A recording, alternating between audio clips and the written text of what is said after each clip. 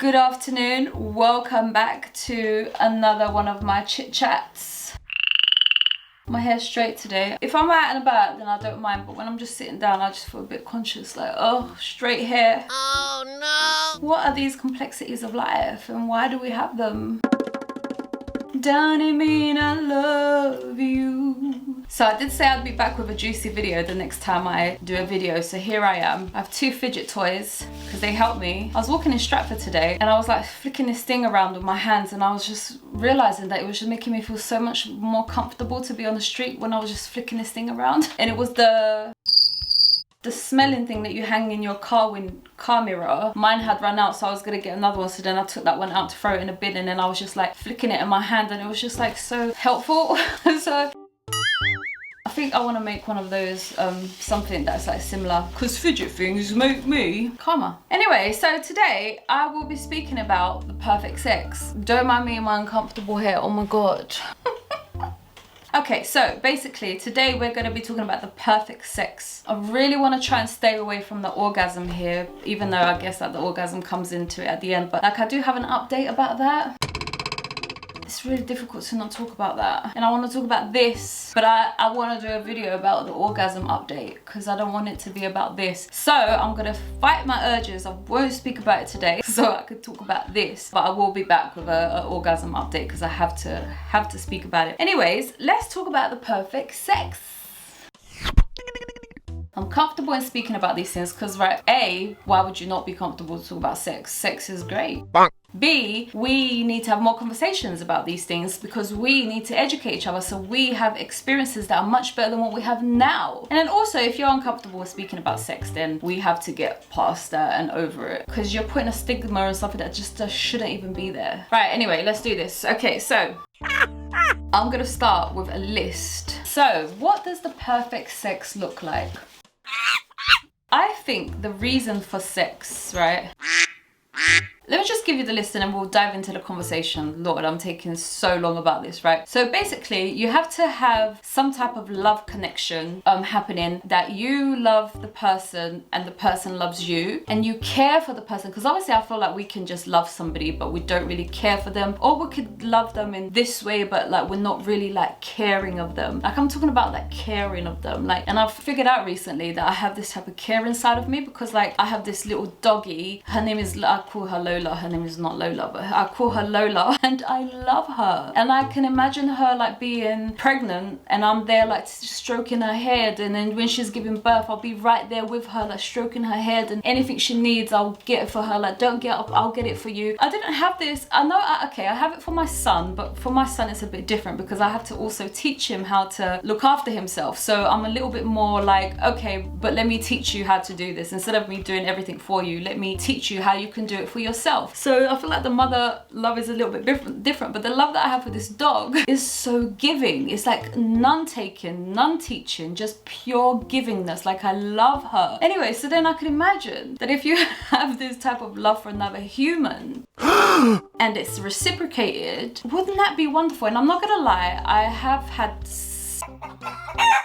had people love me like that before, but I have not reciprocated that type of love. And though I might have like pretended that I was reciprocating it, I wasn't, because I did not want to do things for you the way that I want to do for this dog. Oops. I don't want to stroke your head. I'd kind of be like, the closest I got to really loving somebody, I was with him for 4 years, and actually if he showed a little bit of weakness, I'd be like, what's wrong with you? Like, get up, like stop it. I'm sorry, I know. So I think I'm yet to experience that myself, where I feel like that towards the way I feel towards a dog, I feel towards a human. But okay, so that's like ingredient number one in a perfect sex experience, is that you feel that care, that loving care towards each other. Reciprocation. I think everything should be reciprocated in a perfect sex experience, and that's number one on the list. Number two is that you are very attracted to them in two different ways. So I know that I'm like painting a perfect love story here, but why not? Like, why not? So then you're attracted to them in their character and how they are, and you just feel like they're just so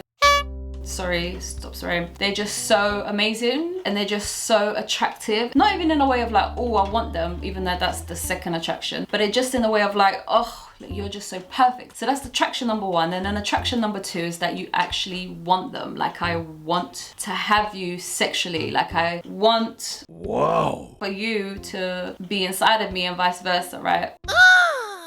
I'm not scared of using these words, and I'm sorry if you are. Okay, so you're attracted to their character and you're attracted to them sexually, so you want them. Then you have the same type of style in having sex. So for example, you like to kiss for this particular amount of time. So for me, it would be like, maybe like 3 minutes. I don't know, because I've never really counted all these things. So you kiss for like 3 minutes, then you start touching, and then that one's a little bit longer, say for like 5 to 7 minutes of like touching and stuff. And you cannot go straight to the jackpot. You just can't do that. Please don't do that. No.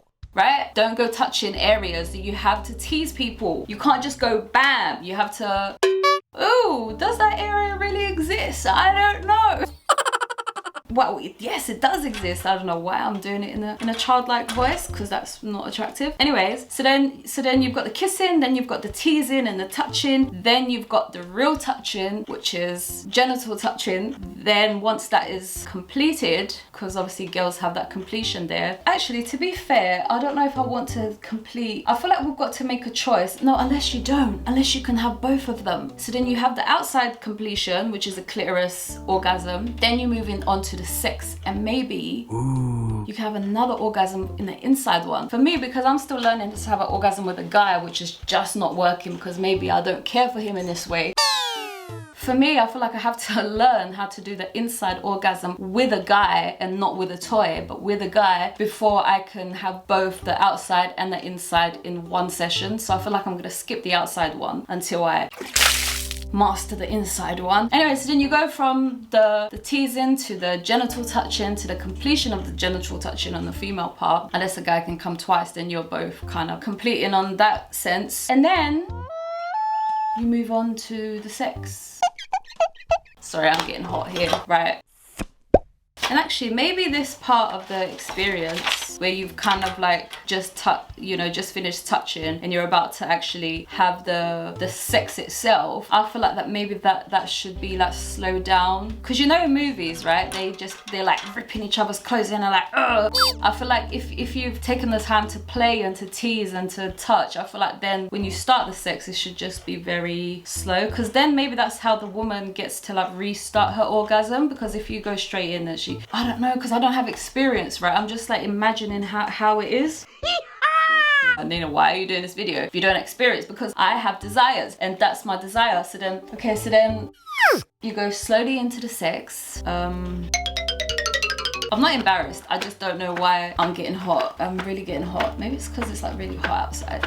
It's not the same as the heat wave like a couple of weeks back, which is great, but this is quite hot. Anyways, and then you go on to have really passionate, meaningful sex with either one on top or either one at the bottom. I know that like women, they have this like, because when I'm learning how to orgasm at the moment, like I definitely want to be on top because I want to control the situation and I want to do things, but for sure I feel like women have a preference to be underneath. And I think it's because like women, and I could only speak for myself actually because I've not really asked this to women, but I like to feel the man's weight on me and I like that heaviness on me, and that's the reason why I want him to be on top. Basically, I feel like anybody will be heavy on anybody really, because even when my son like lays on me, he's a bit heavy and he's a child, so I feel like everybody will be heavy on anybody. So I like that heaviness, and that's probably why I feel like women have a preference of being underneath. But lately, because I'm trying to like get the orgasm experience, I definitely prefer to be on top. Anyway, so then you have sex and you're able to orgasm, because obviously that's a whole conversation. Then you're able to orgasm, and it's all that caring, right? All of that care. I was gonna interject my dog there again, but it's not really suitable. But again, with the care that I have for the dog, with all that care of like, I love you, I just want to give to you, I love you so much, and you have that care while you're having sex with them, like, isn't that freaking amazing? Yeah. I don't know why I stay single for so long, because what am I missing in life? I'm missing all of this stuff, and I know that it's not always like that. I know that, even though that's probably why I stay single, because I'm not having anything else.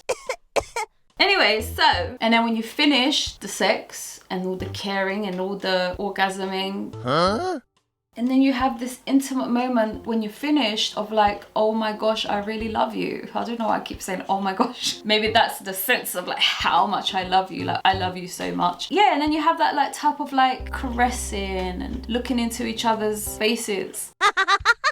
Don't know why I'm being so silly. You're not looking at each other's faces, you're looking into each other's eyes, and you have a moment of intimacy and of delicacy. Wow.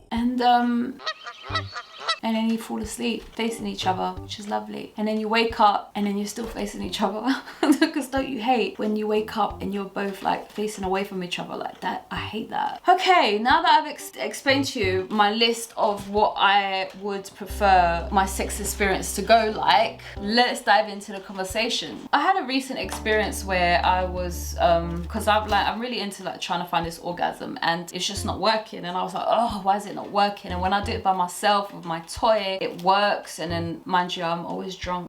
But I was drunk in it. What? I don't know if that sounds bad or not. Anyway, so I was drunk and I was in this guy's house. Like, I want to try it. So then I was like, okay, let me try it. And it just wasn't coming. It wasn't the same. I was like, why? Like, why? And I was really trying. And it was like, it just wasn't working. So why? There's so many ingredients that you have to have the perfect sex experience. The care and the love. Because like, if I'm being honest about like what was going on in the moment of why I couldn't orgasm with this guy, he's not done anything that is trustworthy, and therefore I don't trust him. So really, I don't want to even be having sex with you, but I want it because like my body's telling me that I want it, and you're doing things to me that's making me, my body want it, but my mind doesn't want it. It doesn't want you. You're not good enough. Go away. Yet I'm always enticed back into the situation, and because I want to have an orgasm, here I am again, enticed back into the situation because I'm bored, and then here I am again. So of course, like with this type of mind frame, I'm not gonna open myself to you. And I guess maybe when I'm in my bedroom by myself and I have my toy, it's just me there. So there's no, you know, I'm naturally open to myself anyway. So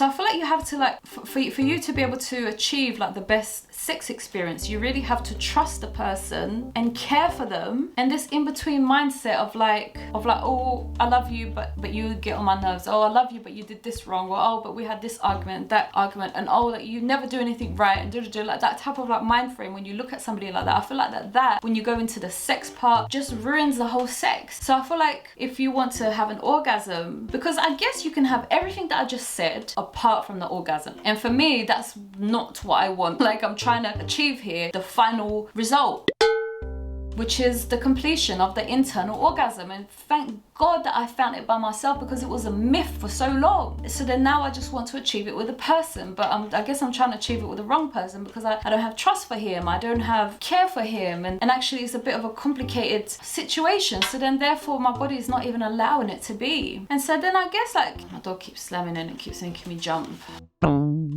Okay, so I guess because now I'm mixing just two things in one subject. Like I said, I didn't want to do this, and here I am doing it, where I'm just like talking about the orgasm itself instead of just like the sexual experience of like the perfect sex. And I guess I've already described it, right? Basically, it's connection, it's love, it's reciprocation of the two people experiencing the same thing, and then it's completion, the orgasm. And then it's the appreciation afterwards, right? And the continuation of the love. Because obviously sometimes we have that as well, where we complete and we finish and then we want to run away. And I guess that the perfect sex experience, you wouldn't want to run away, and you wouldn't need to have a cigarette, or you wouldn't need to do something, you know, and you could just lay there. I watched a film on Netflix yesterday called Purple Hearts. And lucky I didn't turn it off, because the acting of the girl in it, it was triggering. I didn't like the way that she was acting. I was like, ugh. And I was in one of those moods where I was just a bit like, but lucky I didn't turn it off, because usually I turn things off when they make me angry. So, and I didn't, and I was just trying to ignore her facial expressions and ignore her character, and I got past her character, because then she started like introducing all of her problems. I was like, okay, I can connect to this girl instead of this like actress who's trying to be the girl. Anyways, and then the love story in that movie was really an activating example of like, because they have a scene like towards the end of the movie where they're in bed together, and he's holding her face, and they're just like having that moment of like intimacy in bed together. And I think that that's like what it looks like to be able to be together intimately, wanting to be in the same space and just being together and being open as well. Because I just know that, like, for example, this experience that I just had with this guy, like, he was so fearful of letting himself go and being fearful of loving somebody and being in that, what do you call that thing where you're like, where it's like dangerous and it's like, the word is right there, vulnerable. And you're vulnerable, and it's a beautiful place to be where you're just giving your all and you're receiving the person's all, and it's just a beautiful place. And I feel like that is how you create the perfect sex experience. Okay, I didn't do a great job at keeping the orgasm part away, but I will be doing another video about that because I've learned a few things by myself again, and I've still not been able to do it with an actual human. And watch this space, right? Okay. Alright, until next time, I shall see you in another video. Alright, goodbye.